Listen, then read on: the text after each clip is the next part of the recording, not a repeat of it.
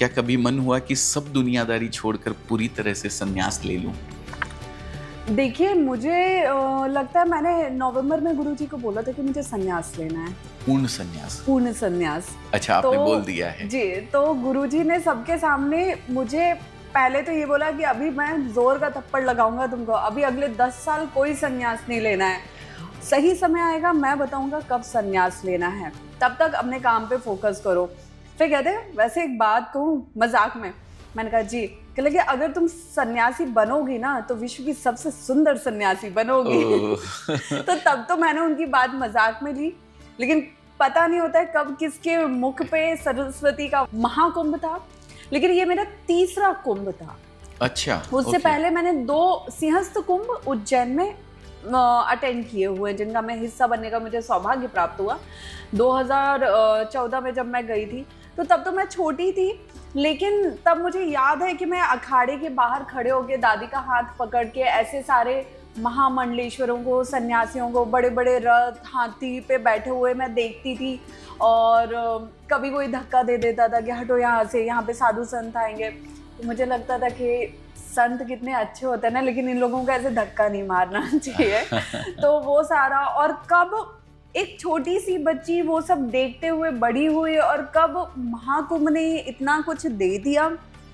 तो ये क्योंकि महाकुंभ ने हर बार, मतलब चाहे मैं सिंहस्थ कुंभ की बात करूं या इस भव्य कुंभ की बात करूं, कुंभ ने मेरी जीवन बदली है, मेरा जीवन पूरी तरह बदला है।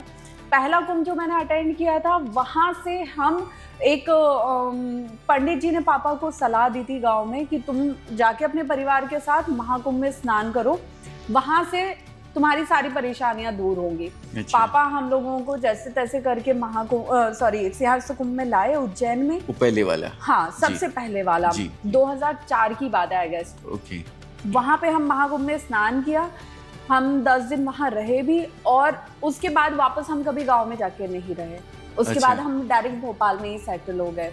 फिर दूसरा कुंभ, सिंहस्थ कुंभ मैंने अटेंड किया, वहाँ से मेरा काम बहुत हाइप पे गया, मेरा काम बहुत ग्रो हुआ, सब चीज़ें। और तीसरा कुंभ तो फिर सबके सामने ही है। तो मैं इससे पहले, इस महाकुंभ से पहले मैं सबको बोलती थी कि महाकुंभ हर व्यक्ति को जाना ही चाहिए, भले ही आप एक रात के लिए जाओ, क्योंकि महाकुंभ से ईश्वर आपकी जिंदगी बदलता है। लेकिन उसकी शुरुआत मुझसे होगी ये मुझे नहीं पता था। तो ऐसे करके ये सारी चीजें हुई है। जब कुंभ में आप एकदम से कि कुछ पुराने फोटोज भी वायरल हुए जिनमें ग्लैमर था और काफ़ी कुछ था, ट्रोलिंग शुरू हुई आपकी, फिर नीचे काफ़ी लोग ट्रोल करने लगे, तब आपने कभी मन में सोचा ऐसा कि कहीं कुछ मिस्टेक हुई है, कुछ गलती हुई है मेरे से?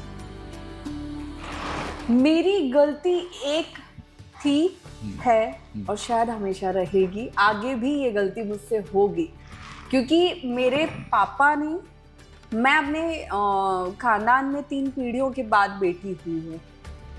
अच्छा, ठीक है, तो हमारे घर में 3 पीढ़ियों के बाद। ओके। तो हम, मेरे घर में मेरे पापा ने कभी भी मुझे बेटी की तरह नहीं रखा। ओके। पापा का हमेशा ये था कि जो करना है खुद के दम पे करो, कोई कुछ बोल रहा है तो उसे सबक सिखा के आओ, कभी डर के मत आना घर पे, कभी रो के मत आना घर पे। मुझे याद है कि जब मैंने घर से निकलना स्टार्ट किया था, वो 150 रुपए वाली जो आपने बात की थी स्टार्टिंग में, जब उस टाइम पे मैंने घर से निकलना शुरू किया था कि पापा रात के 8 बजे मुझे इस ऑफिस में जाना है, तो पापा ने मेरे हाथ में 10 रुपए पकड़ाए थे कि यहाँ से रोड पे जाओगी, इतने नंबर बस में बैठना, ऑफिस पहुंच जाओगी, वहां से इतने नंबर बस पकड़ना, वापस घर आ जाओगी, 5 रुपए जाने में 5 रुपए आने में लगेगा। तो मेरे पापा ने कभी मुझे बेटी की तरह फील ही नहीं होने दिया, इतना बेटा बना के रखा है। तो वो सारी चीजें रही हैं, और मुझे लगता है कि इसकी वजह से क्या हुआ ना कि 3 पीढ़ियों के बाद बेटी पैदा होना, फिर इतने सारे इस तरह से रहना, तो कभी भी मैं डाउन नहीं हुई हूँ लाइफ में, कभी भी नहीं। और सबसे बड़ा सपोर्ट मेरी लाइफ में जो रहा है वो फैमिली का रहा है, फैमिली का रोल बहुत ज़्यादा रहा है।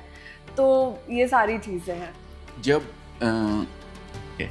मैंने आपके बहुत सारे वीडियोस देखे हैं, आपके पहले के भी और अभी के भी, इस साड़ी के बारे में आप जानते हैं कुछ? मुझे बस ये पता है कि मुझे आ जाती है और मैं पहन लेती हूँ क्योंकि मुझे साड़ी बहुत पसंद है। अच्छा, तो अभी साड़ी ही पहनती हैं आप हमेशा? हाँ, मुझे मोस्टली साड़ी पहनना मतलब बहुत ज्यादा पसंद है, बहुत ज्यादा। अब पता चल सकती है जिन्होंने साड़ियों को लेके इतने साल काम किया हो, आज देश और विदेश में साड़ियाँ पहुंचा रहे हैं, तो ये मुझे आपसे बेहतर कौन बता सकता है। बिल्कुल बिल्कुल। ये भी साड़ी जो आपकी बनी हुई है, जी। ये साड़ी प्योर की साड़ी है। ऐसी की ऐसी साड़ियाँ हम लोग बनाते हैं, ओके। और जो ये एक साड़ी को बनने में जहाँ 6 महीने 8 महीने लगते हैं, वहीं हम जो साड़ी बनाते हैं सेम डिज़ाइन सेम पीस आपको तैयार करके देंगे, और वो साड़ी एक दिन में 30 साड़ी 20 साड़ी 25 साड़ी 50 साड़ी Okay. एक मशीन के ऊपर बनती है। इतना ज़बरदस्त प्रोडक्शन होता है। रजमेरा फैशन के बारे में बताना चाहूँगा, ऑल ओवर इंडिया के अंदर 130 आउटलेट हमारे रिटेल आउटलेट हैं, ऑलराइट, 130। ओके। और हम लोग एक छत के नीचे, जो मैं वुमेन एम्पावरमेंट की बात हाँ कर रहा जी। था, हमारे इस पुरुष प्रधान